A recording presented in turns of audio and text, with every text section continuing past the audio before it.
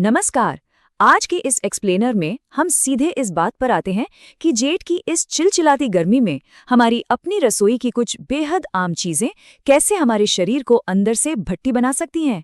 आज हम प्राचीन आयुर्वेदिक ज्ञान और विज्ञान के जरिए समझेंगे कि आखिर इस मौसम में हमारा शरीर खाने पीने की चीजों पर कैसे प्रतिक्रिया करता है। तो आज का एजेंडा बहुत साफ है। हम शुरुआत करेंगे समर बॉडी के विज्ञान से, फिर देखेंगे हमारे भारी खाद्य पदार्थ, कुछ ऐसे मसाले जो डिहाइड्रेट करते हैं, फल और मेवे, और आखिर में बात करेंगे पेय और स्नैक्स की। चलिए शुरू करते हैं।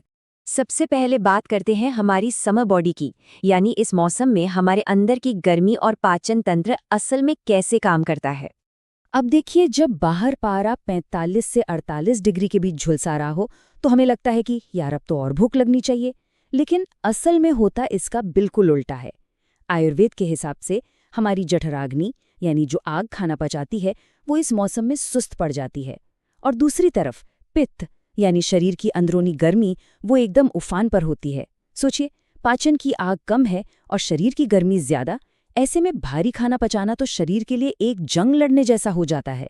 और यहीं पर सबसे बड़ी गड़बड़ होती है रात में दही खाने से। असल में दही की तासीर अभिसंधि होती है, मतलब ये शरीर की बारीक नसों को ब्लॉक कर देता है। अब इमेजिन कीजिए, आपकी पाचन अग्नि पहले से ही कमजोर है और ऊपर से आपने ठंडा दही खा लिया।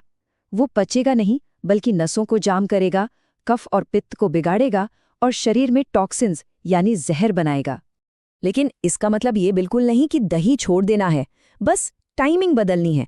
रात का दही जहां एसिडिटी और जोड़ों में भारीपन लाता है, वहीं दोपहर में अगर आप इसे मथ कर छाछ बना लें और उसमें थोड़ा सा भुना जीरा और काला नमक डाल लें, तो यकीन मानिए ये पेट के लिए किसी अमृत से कम नहीं है। एक छोटा सा बदलाव और नुकसानदायक चीज बेहतरीन कूलिंग रेमेडी बन गई। चलिए अब आगे बढ़ते हैं अपने रोजमर्रा के खाने, यानी तेल और दालों की तरफ। नॉर्थ इंडिया में सरसों का तेल बहुत आम है, लेकिन गर्मियों में ये शरीर के अंदर एक बम की तरह काम करता है। इसकी तासीर इतनी तीखी और गर्म होती है कि ये सीधे लिवर की गर्मी और पसीने की बदबू को बढ़ा देता है। तो इसका उपाय क्या है? बहुत आसान है। इसकी जगह नारियल या मूंगफली का तेल इस्तेमाल कीजिए। ये आपके शरीर को अंदर से बिल्कुल प्राकृतिक तरीके से ठंडा रखेंगे। दालों की बात करें तो उड़द की दाल आयुर्वेद में सबसे भारी मानी गई है।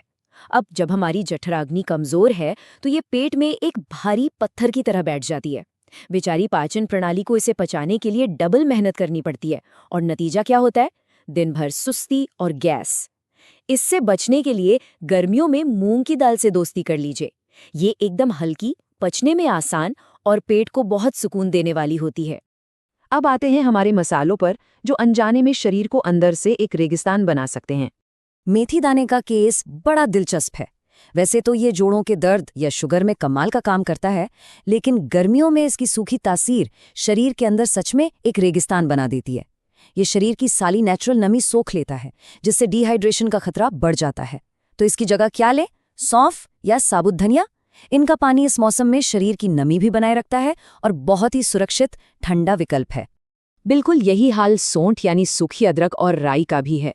गर्मियों में सोंठ किसी एसिड सप्लीमेंट की तरह काम करती है, जो पेट की लाइनिंग को छील कर रख सकती है। और राई, वो पसीने की ग्रंथियों को ट्रिगर करके घमौरियां और खुजली बढ़ा देती है। इसके बजाय ताज़ा पुदीना, हरा धनिया और जीरा इस्तेमाल कीजिए। ये लिवर और पेट दोनों को एकदम शांत रखते हैं। अगला विषय बहुत जरूरी है, फल और मेवे। जी हाँ, इन्हें पित्त का राजा भी कहा जा सकता है अगर आप इन्हें सही से ना खाएं। हम सब जानते हैं कि बादाम, अखरोट और खजूर ऊर्जा का पावर हाउस हैं, लेकिन अगर आपने इन्हें बिना भिगोए खा लिया तो समझ लीजिए आपने शरीर का पूरा तापमान बिगाड़ दिया। बिना भिगोए खाने से नक्सीर फूट सकती है या चेहरे पर मुहासे आ सकते हैं। नियम बिल्कुल सिंपल है, इन्हें कम से कम 10 से 12 घंटे पानी में भिगो दें। इससे इनकी अंदरूनी गर्मी पूरी तरह शांत हो जाती है और ये एकदम सुरक्षित हो जाते हैं। और हाँ, फलों के राजा आम के लिए तो ये एक लाइफ सेविंग हैक है। बाजार से सीधे आम लाए और खा लिए, अगले दिन चेहरे पर मुहासों की पूरी फौज खड़ी मिल सकती है। आम को कम से कम 4 घंटे पानी में जरूर डुबोकर रखिए। ऐसा करने से उसमें मौजूद गर्मी पैदा करने वाला फाइटिक एसिड बाहर निकल जाता है। उसके बाद आराम से खाइए, कोई टेंशन नहीं। पपीते की बात करें तो वैसे तो ये बहुत हेल्दी है, लेकिन जेठ की इस प्रचंड गर्मी में ये गर्भाशय और पेट की गर्मी को और बढ़ा सकता है। इस मौसम में हमारी पसंद तरबूज और खरबूजा होना चाहिए। क्यों? क्योंकि इनमें 90% से भी ज्यादा पानी होता है। ये आपको तुरंत राहत देते हैं और शरीर को अंदर तक हाइड्रेट कर देते हैं। अब आते हैं आज के आखिरी हिस्से पर, ड्रिंक्स और स्नैक्स। देखते हैं कि ये कैसे हमारे पाचन के साथ एक बड़ा मिसमैच करते हैं। गर्मियों में चाय या कॉफी पीना असल में ये हाइड्रेशन का एक बहुत बड़ा और खतरनाक भ्रम है। इनमें जो कैफीन होता है ना, वो एक डिहाइड्रेटर है। ये हमारी किडनी को जरूरत से ज्यादा काम करने पर मजबूर कर देता है, जिससे शरीर का जरूरी पानी बाहर निकल जाता है। चाय पीने के बाद जो पसीना आता है, हमें लगता है हम ठंडे हो रहे हैं, लेकिन असल में हमारा शरीर अपनी बची खुची नमी भी खो रहा होता है। और एक्सट्रीम गर्मी में तो इससे सब घबराहट ही बढ़ती है। तो इस बेचैनी से बचने के लिए क्या करें? बहुत आसान है। अपने पारंपरिक ड्रिंक्स पर वापस लौट आएं। सत्तू का शरबत पीजिए, बेल का जूस लीजिए या फिर नारियल पानी।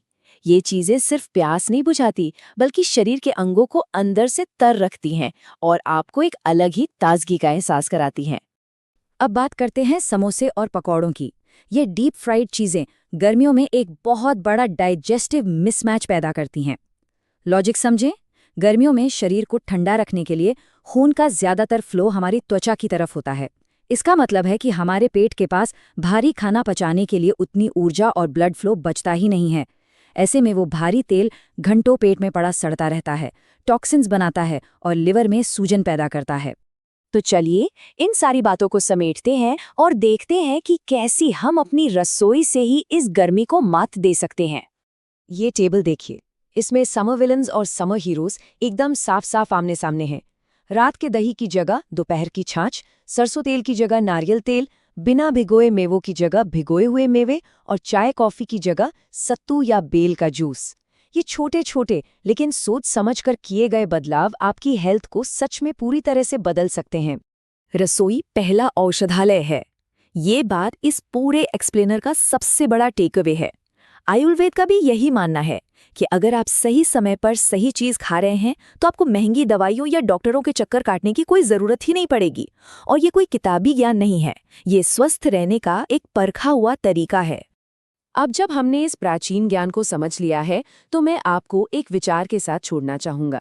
जरा सोचिए, इन 12 रोजमर्रा की आदतों में से वो कौन सी एक आदत है जिसे आप आज ही अपनी रसोई में सुधारने वाले हैं, ताकि इस चिलचिलाती गर्मी में भी आपका शरीर एकदम तरोताजा और एनर्जी से भरा रहे। इस पर जरूर विचार कीजिएगा।